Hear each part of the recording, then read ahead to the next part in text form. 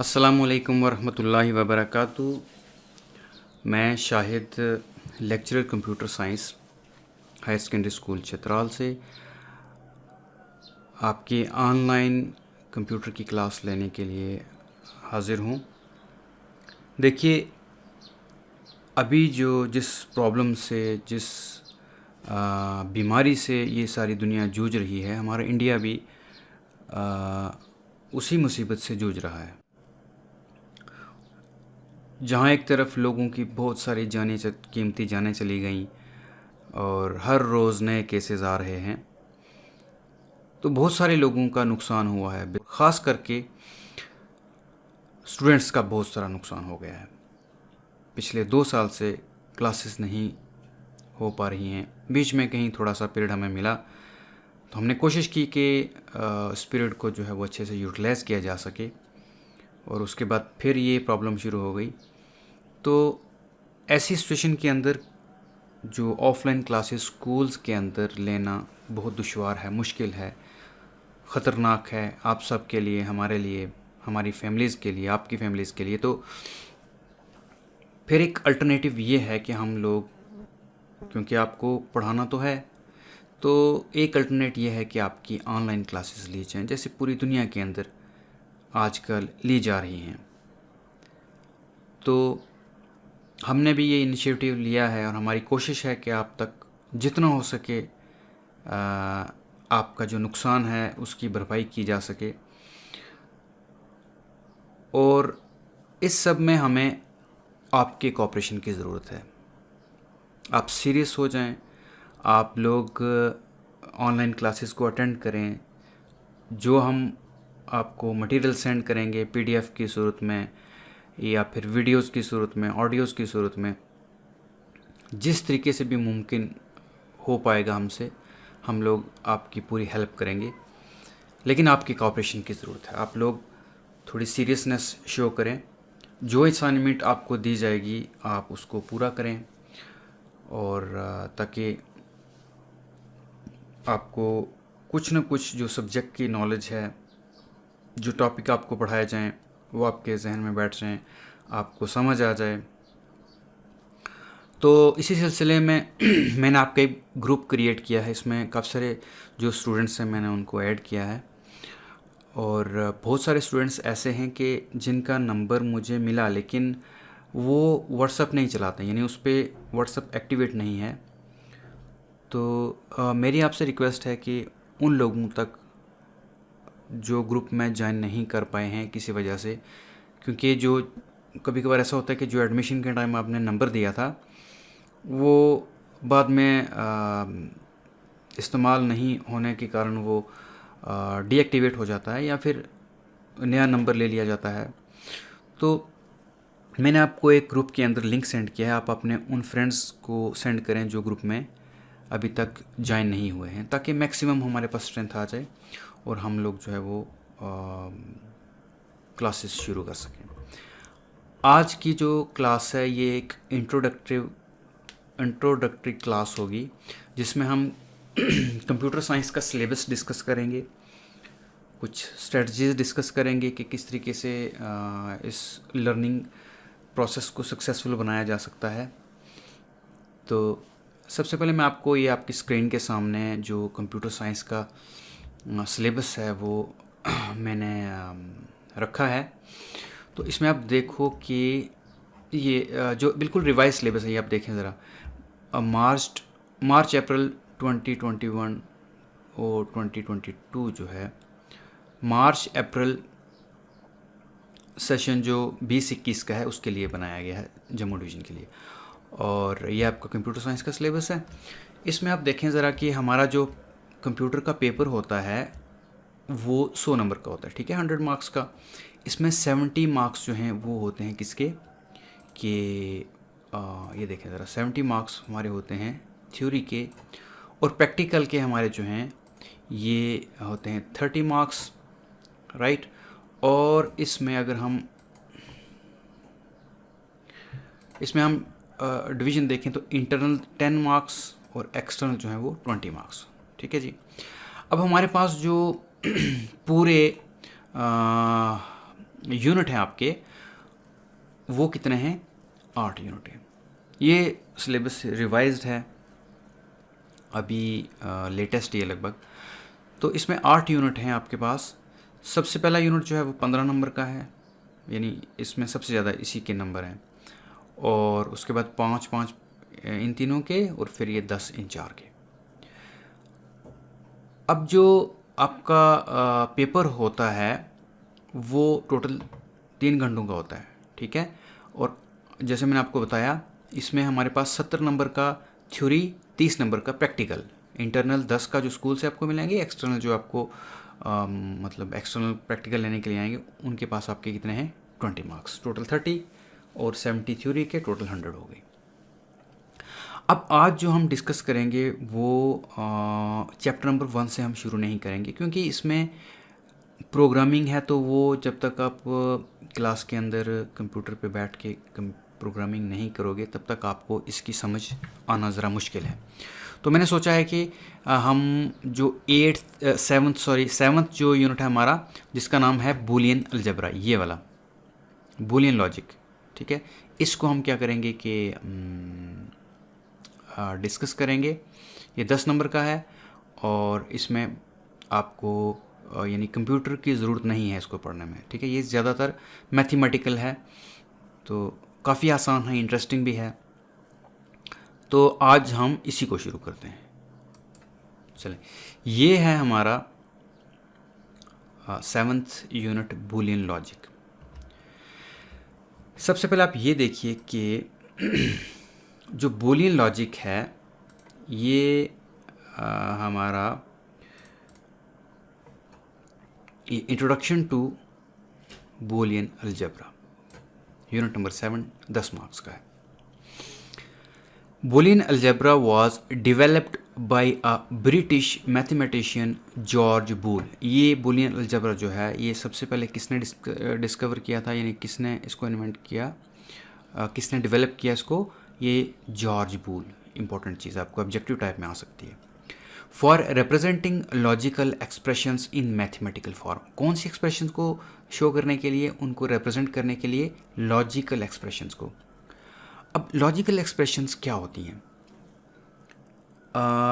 ऐसी एक्सप्रेशंस जिनका जवाब हाँ या ना में हो उन्हें हम लॉजिकल एक्सप्रेशंस कहते हैं, ठीक है। और इसको मैथमेटिकल फॉर्म में लाने के लिए बूलियन अलजेब्रा डेवलप किया ब्रिटिश मैथमेटिशियन जॉर्ज बूल ने। अब नेक्स्ट है a logical expression that have only 2 possible results, true और false. To understand these expressions let us look have some examples. तो लॉजिकल एक्सप्रेशंस की 2 ही रिजल्ट, 2 ही outputs हो सकती हैं, या वो सही है या गलत है, ट्रू और फॉल्स। तो अब इसमें एग्जांपल्स जो दी हैं वो ये हैं। पहली एग्जांपल है do you know Boolean algebra, और दूसरी एग्जांपल है आर यू ग्रेजुएट। अब देखें इन दोनों का जो आंसर है वो यस में होगा या नो में होगा। Do you know Boolean algebra, इसका मतलब ये होगा कि आप बूलियन अलजेब्रा को जानते हो, अगर जानते हो तो यस, नहीं जानते हो तो नो। उसके बाद क्या है आर यू ग्रेजुएट, क्या तुम ग्रेजुएट हो तो यस, नहीं हो तो no. All the above statement have either true और फॉल्स या yes or no as possible answers. तो हमारे पास जो ये सारे दो स्टेटमेंट्स हैं, इनके आंसर या तो यस या नो में होगा, या ट्रू में या फॉल्स में होगा। तो Boolean algebra is based on this fact that and hence the variables used here can have only one of the 2 values, either 1 और 0। इसमें जो 0 है वो डोनेट करता है फॉल्स को, और 1 डोनेट करता है ट्रू को। ओके, तो हमने अभी तक क्या पढ़ा कि जॉर्ज बूल ने, जो कि एक ब्रिटिश मैथमेटिशियन था, इसने एक बूलियन अलजेब्रा डेवलप किया लॉजिकल एक्सप्रेशंस को मैथमेटिकल फॉर्म में लिखने के लिए। तो इसमें लॉजिकल एक्सप्रेशंस जो होती हैं वो कौन सी होती है जिनका आंसर या तो ट्रू हो या फॉल्स हो। ठीक है, एग्जाम्पल आपने देख ली। उसके बाद हम जो है लॉजिकल एक्सप्रेशंस को ट्रू और फॉल्स या यस और नो में इनके जो आंसर हैं वो लिखते हैं, और इसको हम जो बाइनरी वेरिएबल्स में लिखते हैं तो वो 0 और 1 में रिप्रेजेंट करते हैं। 0 का मतलब फॉल्स हो गया और 1 का मतलब हो गया ट्रू। नेक्स्ट हमारे पास जो है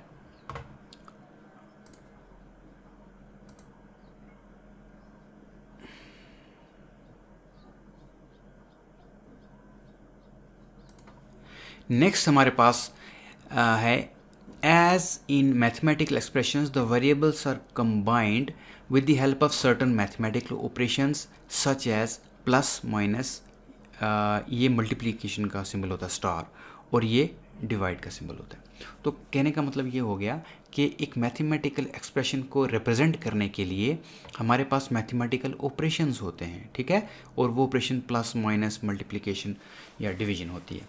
तो बूलियन अलजेब्रा में जो ऑपरेटर्स होते हैं वो कौन से होते हैं? उसमें होते हैं एंड, ओके, और नॉट। ये तीन जो ऑपरेटर्स होते हैं बूलियन जो एक्सप्रेशंस को यानी सॉल्व करने के लिए हम यूज़ करते हैं, ठीक है। These operators are called as logical operators. तो इन ऑपरेटर्स को क्या कहते हैं? Logical operators.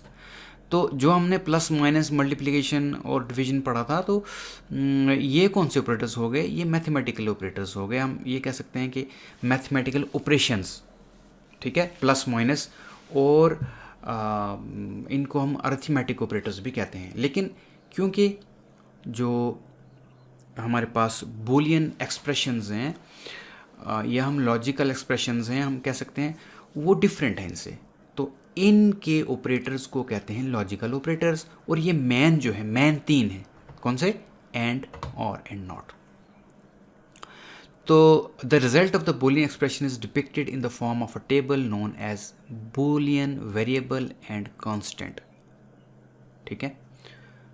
अब जो इसका जो रिज़ल्ट है वो बूलियन एक्सप्रेशन जो होता है, इसका जो रिज़ल्ट है वो एक टेबलर फॉर्म में हम रिप्रेजेंट करते हैं, उसे कहते हैं Boolean variable and constant. Next हमारे पास बूलियन वैल्यूड क्वांटिटीज़ क्या होती हैं? Boolean valued quantities, when a variable is used in an algebraic formula, it is generally assumed that the variables may take any numerical value. For example, in the formula 6a plus 6b is equal to 6, it is assumed that a, b and c may possess the value of a real number. अब जब mathematic जो numerical operations होते हैं उसमें जो ये ए, B और सी ये वेरिएबल्स कहलाते हैं, इनमें कोई भी वैल्यू आ सकती है, राइट। लेकिन जो बाइनरी वैल्यूज़ हैं, बाइनरी वैल्यूज़ जो क्वांटिटी हैं वो सिर्फ दो ही पॉसिबल वैल्यूज़ वो ले सकती हैं, कौन सी? ट्रू और फॉल्स। तो ये ट्रू और फॉल्स को जैसे हमने पहले रिप्रेजेंट किया, हमने देखा, वो हम 0 और 1 से इन दोनों को रिप्रेजेंट करते हैं। ट्रू हो गया 1 और फॉल्स हो गया 0। अब नेक्स्ट देखें,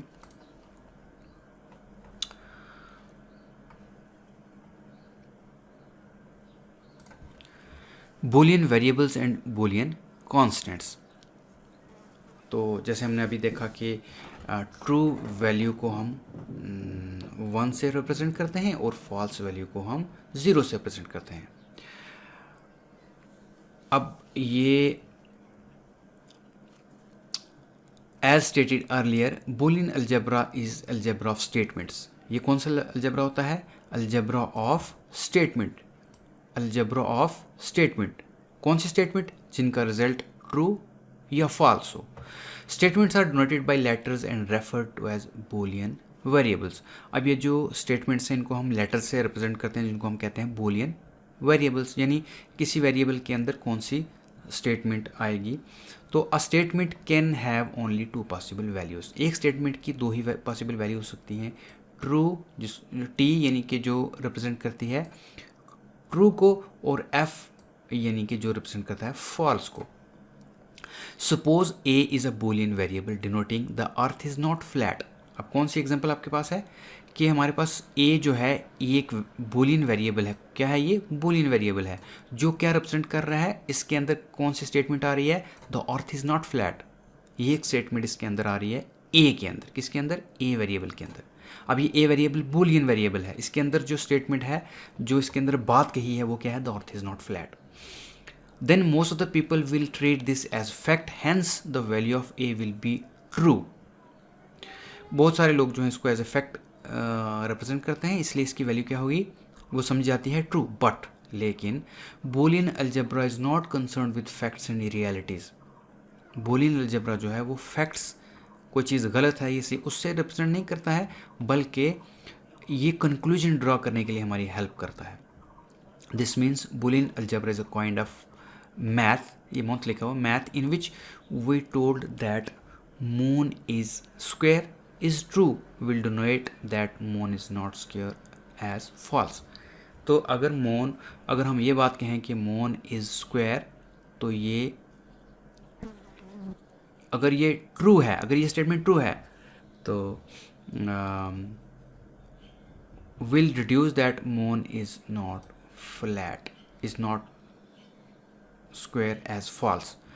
ठीक है, अगर मून इज स्क्वायर अगर हम ये ट्रू मानते हैं, तो मून इज नॉट स्क्वायर को हम क्या मानेंगे? False statement. ठीक है, ये फैक्ट्स को आप रहने दीजिए, फ्लैट है या नहीं है वो बात अलग है। लेकिन अगर ये स्टेटमेंट, एक स्टेटमेंट ये है कि मून इज स्क्वायर, कि मून जो है वो स्क्वायर की शक्ल का है, तो अगर ये ट्रू है, तो दूसरी तरफ अगर हम ये स्टेटमेंट कहें कि the moon is not square, तो ये हम क्या मानेंगे? Statement false. क्यों? क्योंकि ये उसका उलट, वो पॉजिटिव स्टेटमेंट, ये नेगेटिव स्टेटमेंट। ठीक है, नेक्स्ट अब हम देखेंगे ट्रूथ टेबल क्या होता है।